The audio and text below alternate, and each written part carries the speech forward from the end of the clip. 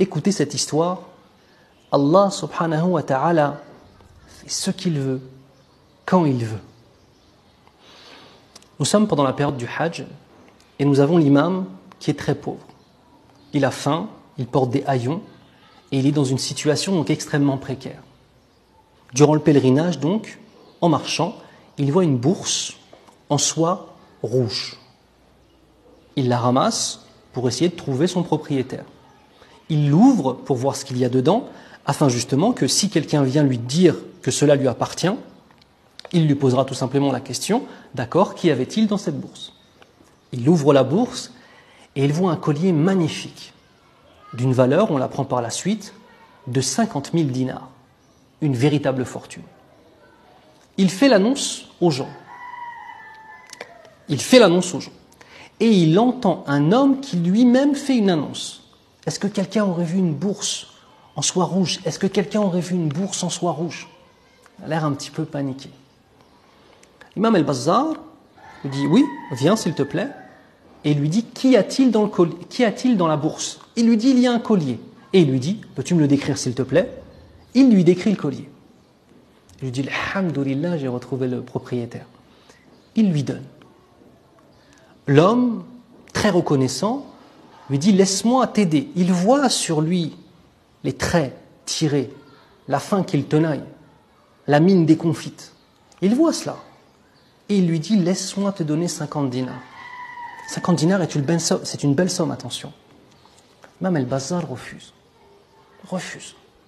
Il ne veut absolument pas que cette action de bien soit récompensée de quelque façon dans cette vie d'ici-bas. Il veut la récompense de l'au-delà. Puis, malgré le fait qu'il est très fin, il rend cet argent. L'homme le remercie, confus, et l'imam al-Bazzar continue son chemin. Par la suite, après le Hajj, une période se passe, puis il décide de voyager.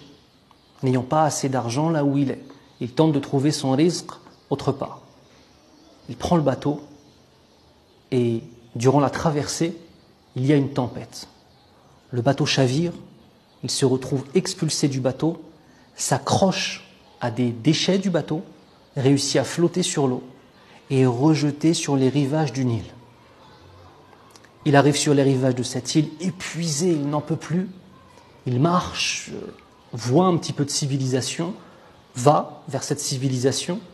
Et alhamdoulilah, il n'était pas extrêmement loin, les gens parlaient encore arabe. Et il demande aux gens de l'aider. Les gens, bien évidemment, alhamdoulilah, l'aident, le nourrissent. Puis en discutant avec lui, il remarque qu'il a une langue arabe extrêmement soutenue et que c'est certainement quelqu'un qui a étudié. Il lui pose donc la question, connais-tu le Coran? As-tu étudié les sciences? Et très modestement, il leur répond que oui. Ils lui disent à ce moment-là, notre imam est décédé il y a peu de temps, nous cherchons un remplaçant, quelqu'un qui pourra éduquer nos enfants, enseigner aux enfants comment lire et écrire, apprendre le Coran et lire le Coran, ainsi qu'à nous tous de façon générale. L'imam accepte, alhamdoulilah. Ici, tout le monde est gagnant. Les gens pourront apprendre leur dîn, et lui, il a maintenant de quoi survivre, alhamdoulilah. Le temps passe, il rentre profondément dans le cœur des uns et des autres, masha'Allah, comme tous les gens qui ont de la science, tabarakallah. Arrivé un moment, les responsables de la mosquée, les responsables de la ville, lui disent de la façon la plus simple, écoute, nous aimerions vraiment que tu restes ici, que dirais-tu de te marier? Lui, loin de refuser, il accepte de rencontrer une femme, à condition que ce soit une femme extrêmement pieuse. On lui ramène une sœur. Et je ne peux pas vous la décrire. Pourquoi? Parce que lorsque cette sœur vient pour la muqabala, pour la rencontre, elle porte un collier qui lui est familier. Et il reconnaît le collier qu'il avait trouvé dans la bourse. Et lorsqu'il la voit, en fait, il ne regarde pas son visage et il ne lui parle pas. Il ne fait que regarder le collier. Allahu Akbar. Il fait du dhikr. Allahu Akbar, Allahu Akbar. La femme pense que cette réaction de sa part signifie qu'il ne la trouve pas attirante du tout et qu'il n'a pas du tout envie de se marier avec elle. Elle reste face à lui, puis ensuite l'entretien se termine, elle part et elle se met à pleurer. Cet homme m'a refusé, cet homme que tout le monde me décrit comme étant un homme pieux, comme étant un homme bon, comme étant un homme lumineux, m'a refusé. Elle rapporte donc cela au responsable de la mosquée.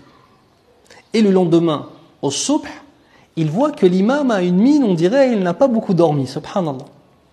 Donc il prie le subh derrière lui, et ils vont le voir. Il dit, ya imam ana, apparemment la femme ne te plaît pas, on ne comprend pas vraiment pourquoi.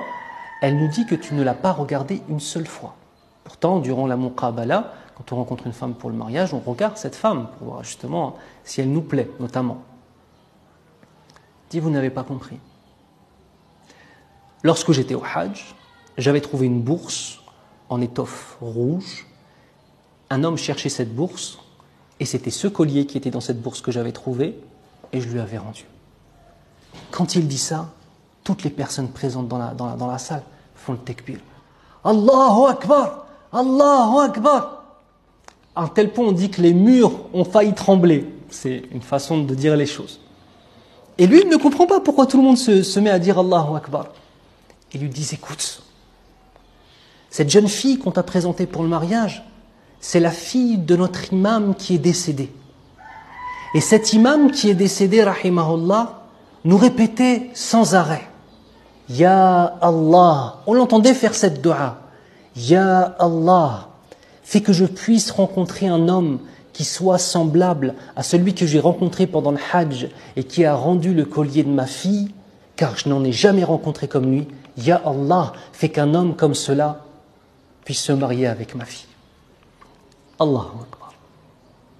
Allah Azza wa Jalla l'a ramené de tout là-bas, l'a mis dans une tempête, naufrage, errance, désespoir, pour ça. Allahu Akbar.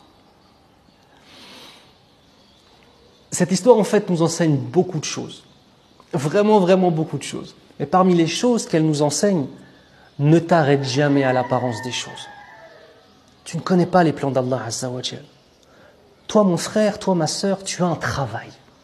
Ton travail, c'est d'être pieux, d'être pieuse, d'être droit, d'être droite, d'apprendre ton dîn, de connaître le tawhid d'Allah Azza wa Jal, de l'apprendre, de le connaître, de le ressentir et de le pratiquer.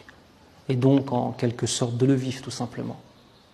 À partir du moment où ce rôle-là, qui est le tien, qui est le mien, nous le remplissons, t'inquiète pas, on a un Seigneur qui veille sur nous. On a un Seigneur qui veille sur nous et qui fera en sorte que chacun de nos choix, Inch'Allah, qui nous rapproche de lui, soit récompensé. Ici-bas comme dans l'au-delà, Inch'Allah ta'ala. Ici-bas par des choses concrètes, comme par exemple ce mariage. Vous savez, là, cet imam-là ne s'est pas dit, par exemple, cela fait des années que j'étudie l'ilm, cela fait des années que j'écris des livres, j'ai atteint un certain niveau d'ilm, et pourtant je suis pauvre, je suis fauché, je n'ai même pas de quoi manger. Allah m'a abandonné dans une tempête. Non, jamais. Al-qana'a, l'apaisement du cœur. Et quand on a confiance en notre Seigneur, on s'en remet à lui. On fait les causes, on reste dans le halal. D'accord ?